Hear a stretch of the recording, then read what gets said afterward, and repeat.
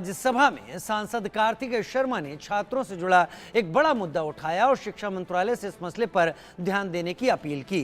सांसद कार्तिक शर्मा ने विदेशों में पढ़ाई करने वाले छात्रों के लिए अनिवार्य इंग्लिश लैंग्वेज टेस्ट का मुद्दा उठाया। जिन देशों में मुख्य रूप से अंग्रेजी भाषा बोली जाती है, उन देशों में जाकर पढ़ाई करने वाले छात्रों को अंग्रेजी भाषा की परीक्षा आईलेट्स यानी international English language testing system pass करना अनिवार्य होता है। आईलेट्स एग्जाम में लाखों भारतीय छात्र बैठते हैं। छात्रों को एक एग्जाम के लिए 10,000 रुपए से भी अधिक खर्च करने होते हैं। जो कंपनियां आईलेट्स एग्जाम कंडक्ट करती हैं, वो इस एग्जाम से अरबों रुपए कमा रही हैं। सांसद कार्तिक शर्मा ने शिक्षा मंत्रालय से अपील की कि भारत में इस तरह की टेस्टिंग का एक अपना सिस्टम बने जो विश्व के मानकों को पूरा करता हो। Shri Kartikeya Sharma, Thank you, Chairman, sir. for indigenized English proficiency test. Thank you, Chairman, sir. Sir, the need for this very important subject, the IELTS, which is International English Language Testing System, and the TOEFL, which is a test of English as a foreign language exams, amongst others, are pivotal for Indian aspirants seeking education and opportunities abroad. These exams serve as a standardized measure of English proficiency required by universities and immigration departments in English-speaking countries.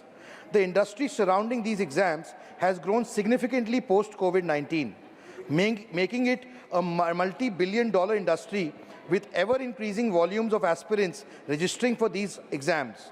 Approximately $3 billion, 25,000 crores, is spent every year on these exams by Indian students.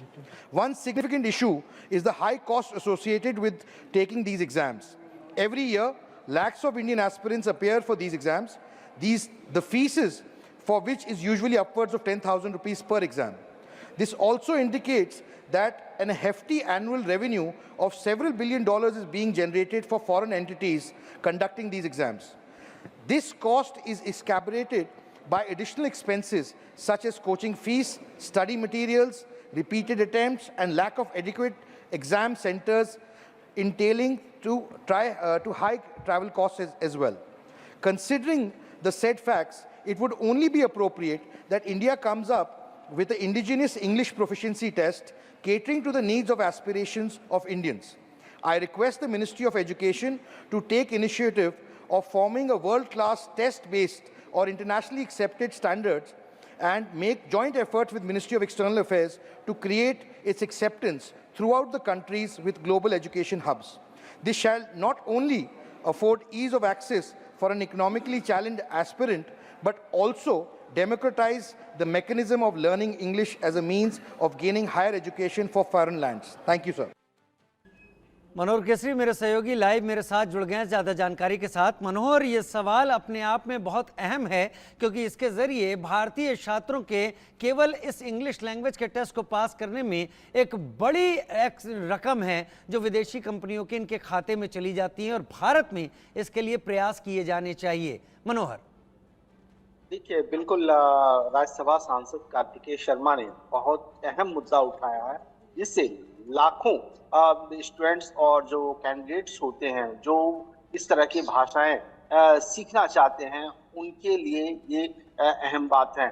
उन्होंने कहा कि हर साल आप देखिए कि कितना 300 billion around खर्च होता है इन सभी टेस्टिंग सिस्टम को कराने के लिए, एग्जाम कराने के लिए, और एक स्टूडेंट्स को 10,000 रुपया पे करना पड़ता है। तो ऐसी स्थिति में अब भारत सरकार से उन्होंने अपील की है संसद के अंदर कि भारत सरकार एक इस तरह के मैकेनिज्म बनाए, एक इस तरह की गाइडलाइंस और एक इस तरह के सिस्टम बनाए ताकि भारत जो है वर्ल्ड क्लास के स्टैंडर्ड को फुलफिल करते हुए हम एग्जाम यहाँ पर ले सकें। और जो स्टूडेंट्स इंग्लिश लैंग्वेज को करना चाहता है, चाहे आईलेट्स सिस्टम की बात हो या टॉफल की बात हो, जो फॉरेन लैंग्वेज इंग्लिश बेस्ड होता है, जो अलग अलग सेक्टर में, या तो फिर कोई विदेश जाना चाहता है इस लैंग्वेज को करके, या कई ऐसे एम्बेसीज होते हैं जहां इस तरह के स्टूडेंट्स की जरूरत होती है, तो कई इस तरह की उन्हें बेनिफिट इन फ्यूचर मिलता है। तो उन उम्मीदवारों के लिए, उन परिवारों के लिए, उनके बच्चों के लिए उन्होंने ये सवाल उठाया है और मांग की है कि इसे लेकर के एक सिस्टम डेवलप किया जाए, ताकि हमारे जो 25,000 करोड़ रुपए दूसरे जगह खर्च हो रहे हैं, किसी और को जा रहे हैं, वो भारत में रहें और भारत में ही रह करके हम इसको और ज्यादा सुदृढ़ कर सकें। जी, भारत में रहकर और इसको इससे ज़्यादा सुदृढ़ कर सकें। और इसके ज़रिए उन्होंने उम्मीद ये भी जताई कि आने वाले दिनों में भारत एक ऐसा प्लेटफॉर्म तैयार कर लेगा जहां भारत के बच्चों को परेशान नहीं होना पड़ेगा।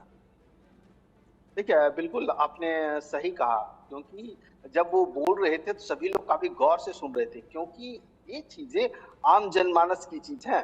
आम जनमानस कहने का मतलब जो है इंग्लिश लैंग्वेज फॉरेन बेस्ड सीखना चाहते हैं, जो इसमें एक नई नौकरी की तलाश कर रहे हैं, उनके लिए एक रास्ता है। और इतना पैसा वो खर्च कहाँ से कर सकता है? और भारत सरकार भी दूसरी एजेंसियों को पैसा देती है करोड़ों में, तो वो पैसा अगर इंडिया में रहेगा तो न फिर पैसे की बचत होगी, बल्कि उन्हें एग्जाम देने में भी आसानी हो सकेगी। जी, बहुत शुक्रिया मनोहर केसरी, इस जानकारी के साथ हमारे साथ जुड़ने के लिए आपका।